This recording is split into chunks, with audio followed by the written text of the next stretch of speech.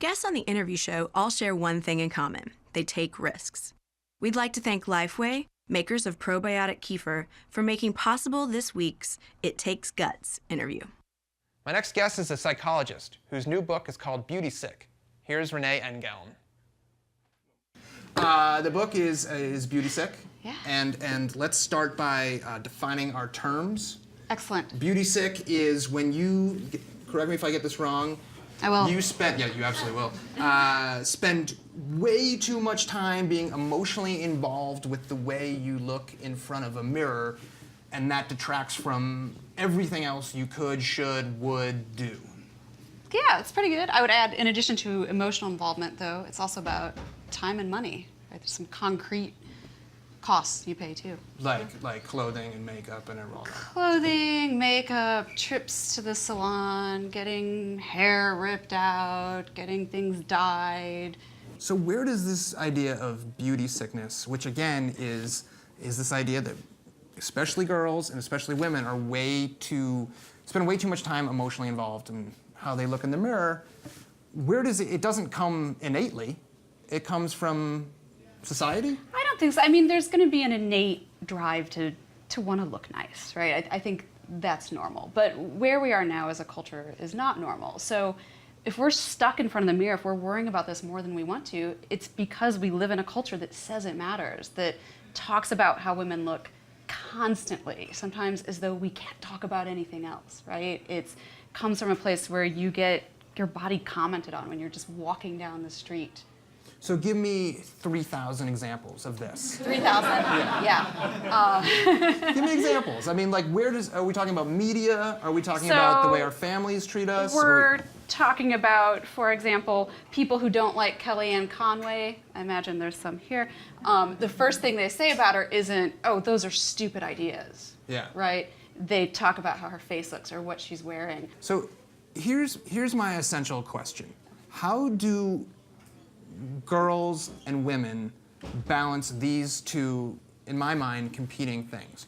One, this acknowledgement that this is all ridiculous, that that this overemphasis on how you look is detrimental to themselves, is detrimental to society, with this very natural interest in looking good. And one of the reasons, or the main reason why you want to look good, is because of the way you are perceived. If nobody ever looked at you, you probably wouldn't care about how you looked.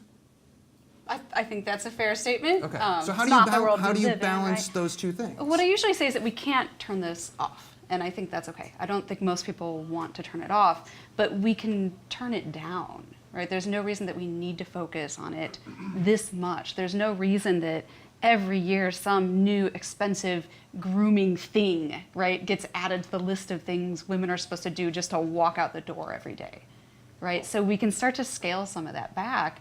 I think we can start in our own homes by changing the way we talk about ourselves, about our bodies, by changing the way we interact with little girls. I think we can demand more of advertisers, right? We can be careful about where we spend our money, and we can demand that the companies we want to spend money at treat women with respect and show images that treat us with respect. The book calls out a beloved campaign for Dove, which was basically trying to show real women. It was an advertisement for cellulite cream, which I think a lot of people don't think about when True. they say, oh, look, those are real women with real bodies. They were selling cellulite cream to fix your real bodies, right? But the other problem is that those campaigns just get us to think about how we look more, right? I know they're trying something good. They're saying, oh, love yourself, feel beautiful the way you are. But I don't know any woman who, when she's feeling bad about how she looks, can have that problem solved by an advertiser saying, no, you're beautiful just the way you are. So that's the really interesting thing about the book, which you've discovered through research, through the lab that you conduct, through countless interviews you've done, which are featured, a lot of them in the book, is that telling girls and women to just love themselves no matter what is actually detrimental in some ways because it's focusing on the body or how the body looks. Have you ever tried it, right? If a woman's like, oh, I feel so ugly today, and you say, no, you're beautiful, often the first thing she'll say is, no, I'm not. So what's the solution? and I know you're asked this all the time, and the book talks about one thing in particular that I loved, which is to get girls at a young age to talk about what the body can do, not what it looks like. Yeah, this is, I think, a real case that we've been so conditioned just to think of ourselves as objects, right? That our bodies are just here to be evaluated by other people. And it's actually really easy to forget that your bodies are for doing things, right? That that's why we have them, and that they move us around in the world, and they get stuff done, right? And the more we can think of our bodies in terms of function instead of how they look to other people, I think the more effective we can be in making the kind of changes we want to make. Point to somebody, maybe somebody who's famous or somebody that you just talked to, who you feel is not sick, is not beauty sick. Oh, I think we all have it sometimes, right? I think it varies from person to person, but people ask me, like, where did you find these women you interviewed for your book? I just found women, right? I didn't go out looking for women with problems, right? I have yet to talk to a woman who doesn't have some sort of story to tell around this. Like, this is in everyone. I think some people suffer a lot more. Is there anybody who sticks with you, who you can't get out of your head? There's a woman at the YMCA.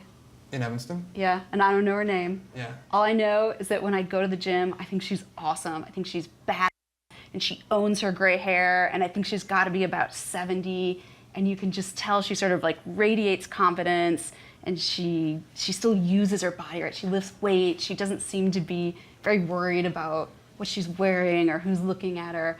And I do. I watch her. It's creepy now that I say it out loud, right? But I But watch that's your her. profession. You could just be Yeah, I'm a psychologist. Yeah. But I watch her at the Y, and I think, yeah, that's what I want.